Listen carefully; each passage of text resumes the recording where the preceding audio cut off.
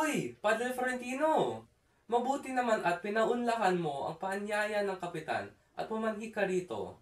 Akala namin ayaw mo kami magkasama. Hindi naman sa ganun, Padre. Marami lang akong inaasikaso sa baba. Senyor Simon, saan kayo nanggaling? Sayang at hindi ninyo nakita ang mga magagandang tanawin habang tayo naglalayag. Marami na akong nasilayang mga magagandang tanawin. Subalit, para sa akin, ay mas makabuluhan ay yaong may mga alamat. Nako, kung alamat lang ang pag-uusapan natin, ay mayaman na dyan ang Ilog Pasig. Sige nga, at ikwento mo, nang gumaan-gaan naman ang aking pakiramdam. Isa na rito ang alamat ng malapad na bato. Sinasabi na ang malapad na bato na ito ay isang batong buhay. Ayon sa iilan, ito raw ay pinagmumugaran ng mga espiritu. Naging puga daw ito ng mga tulisan na nangaharang ng mga bangka. Sus Mariusep, kakatakot. Ayokong mapadpad dun. Yeah, alamat lamang yun. Hindi naman siguro yung totoo. Tawan mo na yung braso ni Senyor Simon. Nakakahiya oh. Sandali lamang. Kung naalala ko, may isa pang alamat. Ang alamat ng yungib ni Doña Jeronima. Nagkukwento naman ni Padre Florentino. Ako? Opo. Ikaw lang naman sa atin ang may alam, di ba po? Oh, siya. May isang binatang nangakong magpakasal sa isang dalagang nagngangalang Doña Jeronima. Subalit, isang araw ay nabalitaan niya na lamang na naging arsobispo ng Maynila ang kanyang kapitan.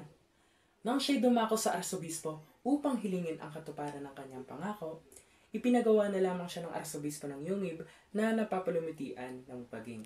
Ano naman nangyari kay Doña Jeronima sa Yungib? Doon na siya nanirahan, namatay at inilibing.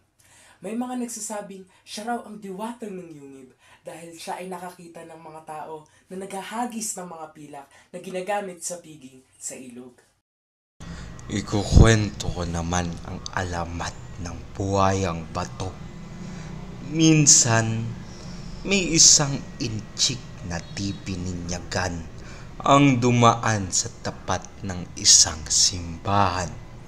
Walang ano-ano, isang demonyo na nag-anyong buhaya ang nagpalubog sa kanyang bangka upang siya hilahin sa impyerno. Humingi siya ng tulong kay San Nicolas at sa isang iglap, naging bato ang buhaya. Ako, nakaririm-marim. Ayokong hilahin ng buhaya. Tia, ano ba? Nakakahiya. Maalala ko lang, batid ba ninyo kung saan napatay ang isang nangangalang Guevara? Navarra o Ibarra? Tumingin kayo roon. Kay Simon? Kay Senyor Simon. Sa dakong iyon, sinasabing tumalon si Ibarra sa tubig nang makita niyang pinaliligiran na siya. Sumisid siya sa ilalim at sa tuwing lumitaw ang kanyang ulo upang huminga ay pinauulanan siya ng bala. Sa dako rooy hindi na siya nakita at may nakitang nagkulay dugo ang tubig. Ngayon ang ika-13 taon ng pangyayari. Kahabag-habag naman. Kung gayon, ang kanyang bangkay... ay kasama ng bangkay ng kanyang ama.